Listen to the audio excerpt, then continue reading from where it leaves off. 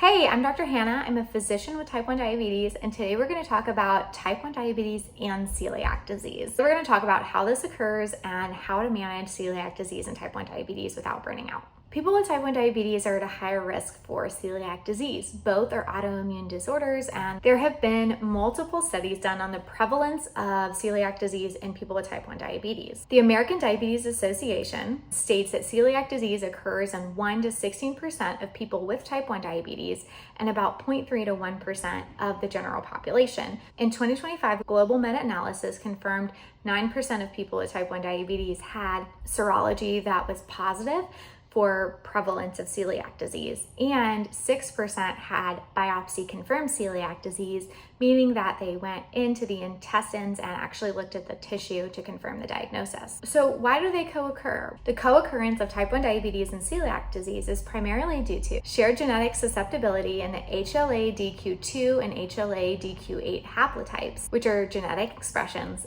and the general phenomena of autoimmune diseases clustering together. Symptoms of celiac disease can be upset stomach, loose stools, diarrhea, malabsorption, and even rash. What we see is that some expressions of celiac disease can have negative symptomology, meaning people aren't experiencing a significant amount of symptoms, but they do have the celiac antibodies present in their system. That's why we typically do routine screening for celiac disease after diagnosis and a few years later in children with type 1 diabetes to ensure that we're not missing this. Children with celiac disease who are not treated with a gluten-free diet may experience poor growth, malabsorption, hypoglycemia, and gastrointestinal complaints. Screening is recommended by the American Diabetes Association using IgA, tissue transglutaminase antibodies with the total IgA and IgG-based tests. If a patient is IgA deficient, we confirm with a small bowel biopsy. Most cases are diagnosed within 5 years of type 1 diabetes diagnosis, but not always. A strict gluten-free diet is the treatment for celiac disease, and it can improve glycemic control, so blood sugar management, and it can also decrease those gastrointestinal symptoms.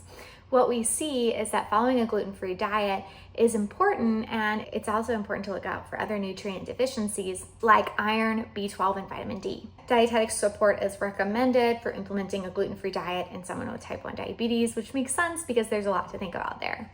Early diagnosis of celiac disease in someone with type 1 diabetes is favorable because the sooner that we find out about it, the sooner we can treat it and reduce potential long-term damage to the villi that are in the intestine that help us with absorption of nutrients. If you have any general questions about celiac disease and type 1 diabetes, please put them in the comments below. I'd love to continue the conversation there. If you haven't already liked this video and subscribed to the channel, that would mean a lot to me as I expand to reach more people with type 1 diabetes.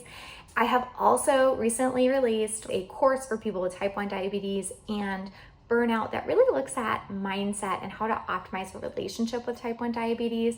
The course is completely led by me. It's 6 pre-recorded modules, so you can do it at your own pace. And each module includes some actionable steps to help improve how you feel about diabetes in your life. Often it's challenging to find a place where we can explore these feelings and the emotions that come with diabetes because they're so unique to living with this chronic disease. And the course was really designed to meet that need. If you have any questions about the course as well, please pop those in the comments, and I look forward to seeing you next time. I'm going to pop a video up here that's similar to this one if you're interested in learning more. Thanks for sticking to the end.